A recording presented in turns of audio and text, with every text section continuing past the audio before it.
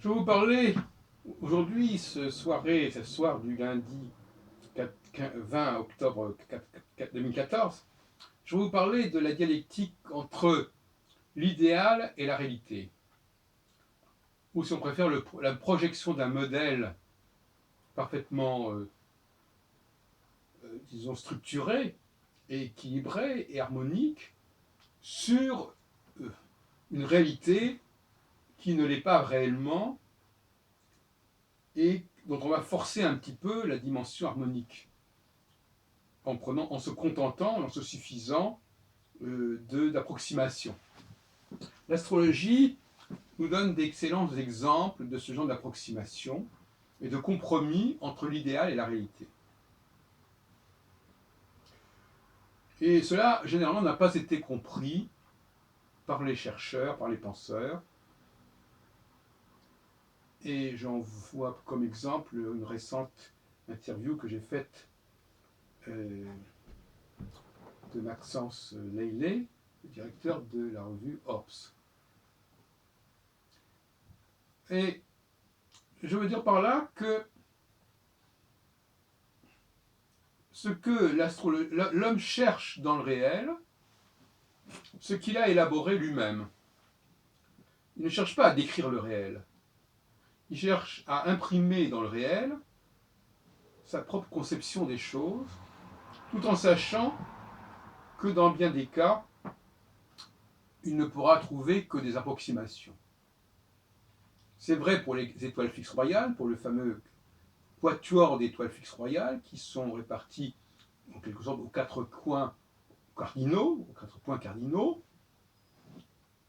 parce que ces quatre étoiles fixes royales ne constituent pas un quadrilatère parfait, mais tout à fait approximatif.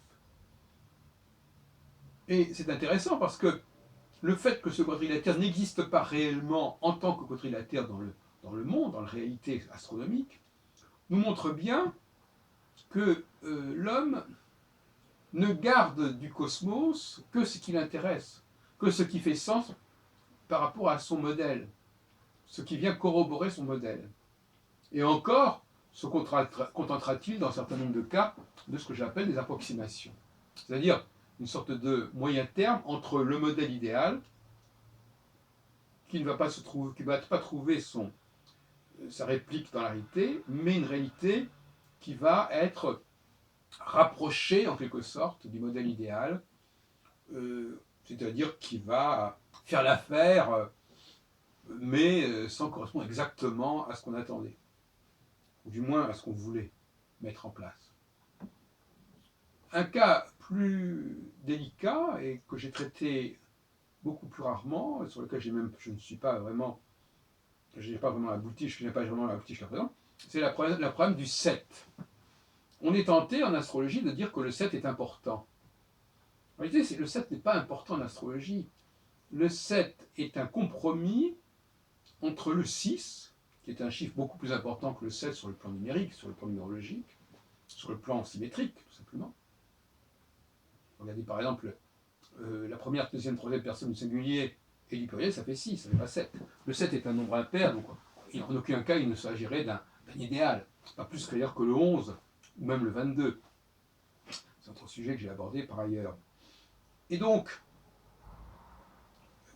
j'ai souvent parlé du cycle de 7 ans pour désigner la méthode d'astrologie mondiale que j'ai proposée. Mais en réalité, ce n'est pas vraiment le cycle de 7 ans, c'est le cycle de 6 ans. C'est un cycle de 6 ans qui se modifie en cycle de 7 ans par la force des choses. Mais ce n'est pas un idéal en soi. Donc, dois-je parler du cycle de 7 ans ou du cycle de 6 ans? Il vaut mieux dire qu'il s'agit d'un cycle de 6 ans, approximativement, plutôt que d'un cycle de 7 ans. Parce que le cycle de 7 ans, il ne correspond à rien, sinon à une réalité brute qui n'intéresse personne. Le cycle de 7 ans, il n'existe que parce qu'on s'intéressait au cycle de 6 ans. En tant que cycle de 7 ans, ça n'intéresse personne. La division du cycle de Saturne en 4 fois 7 n'intéresse personne. Ce qui intéresse les gens, c'est que ça correspond à peu près à 4 fois 6 ans. Et que ne pouvant pas trouver d'astres qui se divisent en 4 fois 6 ans, y compris d'ailleurs la Lune, qui n'est pas dans ce cas-là, mais c'est le même problème. En réalité, par exemple, la création ne devrait pas s'être faite en 7 ans, mais en 6 ans. On aurait mieux fallu dire ce sont 6 jours qui sont un petit peu plus longs que les jours que l'on pouvait imaginer. Mais dire qu'il s'agit de que ça s'est fait en 7 ans, c'est déjà un contresens, un contretemps. Le 6 a une puissance évocatrice structurelle beaucoup plus forte que le 7. Il n'y a aucune commune mesure. Le 7 est un pis-aller. Et donc, par conséquent, pour revenir au cycle de 7 ans ou de 6 ans dont je parle avec Saturne, dans ses rapports justement avec les 4 fameuses étoiles fixes royales qui elles-mêmes sont un compromis, est un quadrilatère approximatif, il s'agit en réalité d'une volonté d'élaborer un système à base 6 et de chercher s'il n'y aurait pas au niveau cosmique quelque chose qui pourrait s'en rapprocher, simplement s'en rapprocher. Et on ne va pas prendre des choses qui n'ont aucun rapport et qui ne sont pas concernées. C'est pour ça qu'on a pris Saturne et pas autre chose. Parce que Saturne était ce qui était le plus proche de ce qu'on cherchait, ni plus ni moins.